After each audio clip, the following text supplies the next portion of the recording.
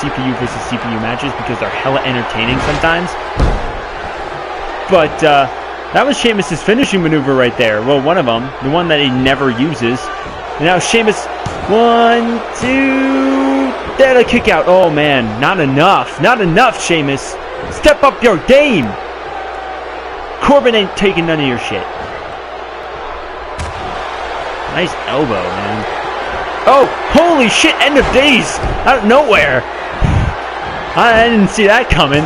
1, 2, 3. That's it. Baron Corbin will be the first person to take on Kalisto. Damn. He just hit that out of nowhere. Like, did any of y'all see that?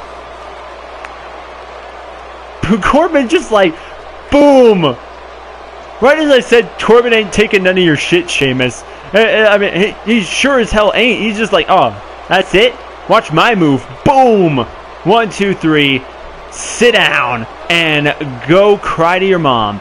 So, Corbin is going to face Kalisto and 4 other opponents at Elimination Chamber. And one of those 4 opponents, he will find out, is between Jericho and Rusev.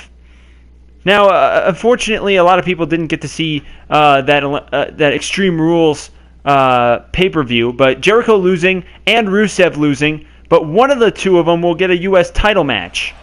And Jericho obviously has held the Intercontinental Championship more than anybody else has held that title. 9 times, man. But now he's looking for a U.S. title run. How about them apples? Maybe he could get it right here. Maybe he can get a U.S. title run. Jericho is honestly one of my favorite heels. One of them. I've got a lot of favorite heels. Like right now, Kevin Owens is absolutely brilliant. Randy Orton, too, is a great heel. He's terrible as a face, to be honest with you. In terms of persona, he doesn't come across as a face very well. But as a heel, man, he is brilliant. Like, his feud with Triple H, God. Like, you're like, which one? Yeah, the one where, the fucking Triple H broke into his house, and Randy Orton, like, kissed Stephanie after, like, RKOing her. It's fucking amazing. That feud was beautiful. Honestly, my favorite feud of all time. Triple H versus Randy Orton, that one. That one was awesome. I know there's a lot of awesome feuds, but my personal favorite, Randy Orton's my second favorite wrestler of all time, behind The Undertaker. So obviously Undertaker, man. Oh, beautiful. Beautiful career. Really depressing when he lost to Brock Lesnar. It's funny though, because my buddy, my roommate, if he's watching, hi, but he called it. He's just like, Brock Lesnar is going to hit an F15 to win. 3 F5s. And on the third F5, it was enough. It was exactly what he needed. It was kind of amazing. I've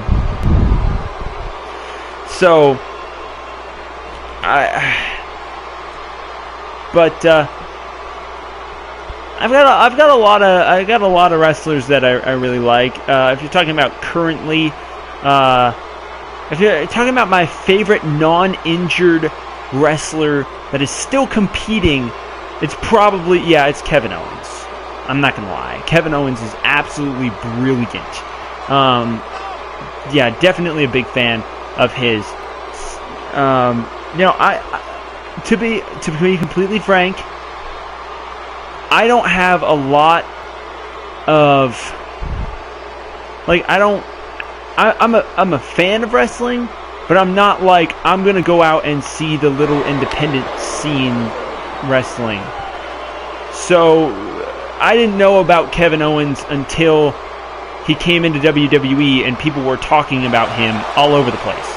Like, before he came into WWE, people barely even talked about this Kevin Steen guy. Like, I had never heard of him. And then all of a sudden he signs with WWE, and boom, I can't get away from how amazing he is and, all of his great matches and stuff. So it was just kind of interesting to just have that switch turned on. It's just like, oh, this guy signs with WWE. Oh, I know everything about him. Oh, man, I've been a big fan. Oh, my God. Now, I've heard of AJ Styles before he came into WWE. Again, not a TNA fan, never watched an episode of TNA in my entire life, and never will. But I've at least heard of him. And then, but Kevin Steen and Sami Zayn were both like, they get signed, and all of a sudden they're just like, here's everything you need to know about him. I'm like, they couldn't, like, for me, as someone who doesn't watch independent scene wrestling, mainly because I don't actively search that out, I'm doing a lot of other things. Like, I can take 3 hours for Raw and 2 hours for SmackDown and a pay-per-view every month.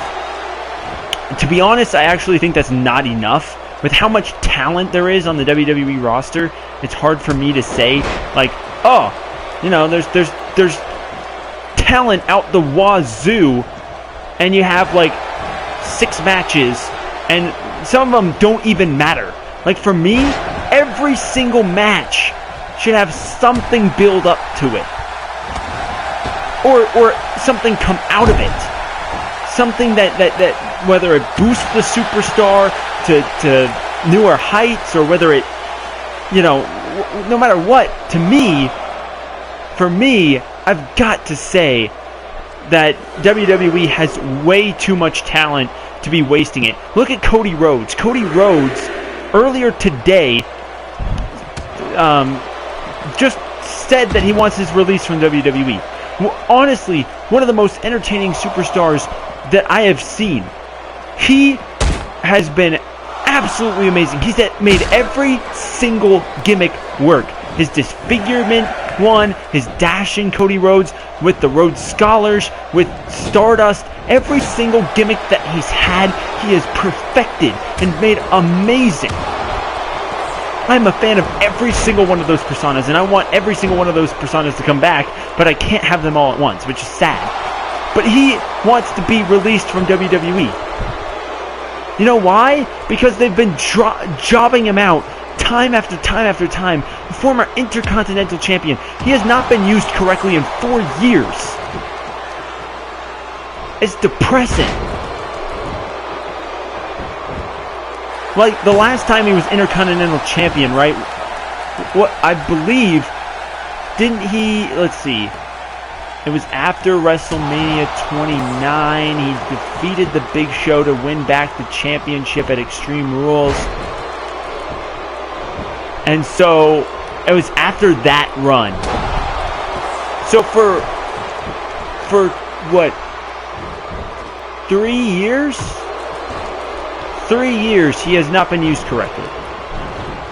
Like, that was the last time he won a championship of any kind.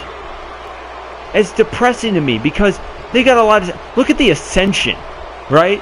There's another example. The Ascension. Amazing team. And NXT, longest running tag team champions that NXT had ever seen. Oh, look at that. Jericho won. Wow. Sorry for rambling. Wow. I think that... did that match end short, or was that just me?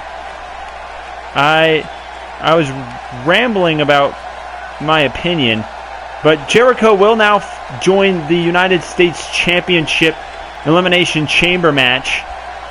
A chamber match, by the way, he has won titles in that chamber.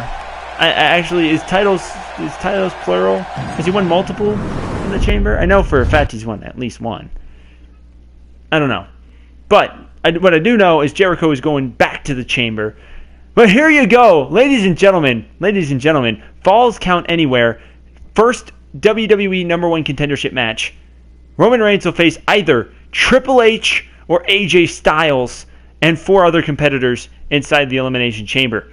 But remember, whoever loses will not get another shot at that in particular championship.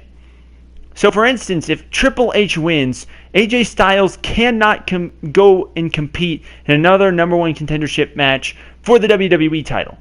However, if you want to see AJ Styles or Triple H compete for other championships, you got to let me know, because I'm probably going to say that they're completely eliminated if it's just up to me. But if you, I want to see, if Triple H, let's just say Triple H loses, you want to see Triple H as Intercontinental Champion? You want to see Triple H as United States Champion? Or at least have the shot to? Let me know that you want him in a number one contendership match for one of those titles. You got to let me know that, or else it's just not, I'm not going to be able to do it. I'm not going to be able to do it. It's not going to happen. So, well, for those of you who have been in and out of my channel here on Twitch or on YouTube, I'd like to at least thank you for watching for the time being. I gotta say, I'm excited for this match. I really am. Triple H versus AJ Styles. Ugh. Man, it's gonna be great. It's gonna be awesome. It's gonna be awesome. Triple H never got his rematch clause for the WWE World Heavyweight Championship, but it's too late now, because you got to claim it relatively soon after, not over 2 months after. So he never claimed his rematch clause, and it's kind of funny, to be honest with you. I feel like every person who has a rematch clause would use it. But now Triple H is like, oh, we lost Roman Reigns. All right, I'm done. I'm not wrestling anymore. I'm just leaving. Bye. Opens door, closes it. No more. But I'm like, you wouldn't do the WWE World Heavyweight Championship? Nah, I'm not going to rematch for that. Whatever. Roman's too scary. Roman Reigns. God. But that's one of the things. Zack Ryder never got his rematch clause for the United States Championship. He did for the Intercontinental, but never got his rematch for the United States Championship after he lost it. And here is not AJ Styles' theme. It's not AJ Styles' theme. But I gotta say, this entrance is kind of okay. At least he doesn't exactly enter like that, but it's at least somewhat close. But this is the second to last match here, and I would like to say thanks to everybody for watching so far. Go back and check out last week's episode of Monday Night Raw. Go check out SmackDown. I mean, see, I could see AJ Styles doing something like that. But I gotta say, before we get into this match, which I'm going to commentate because it's kind of an enormous match, I'm going to commentate the last 2 matches, okay? So no more going off on a tangent or whatever. What's going to happen is I'm going to commentate these last 2 matches. But before that, at the end, I'm going to remind you to like and do all that good stuff. But I got to say, real quick, that I appreciate each and every one of you. Whether you're watching soon after this releases, the day after, a week after is still soon after at this point in my YouTube lack of career. But I appreciate any views and any likes and any comments and any subscriptions. Any of that. Because, to be honest with you, this is day 4.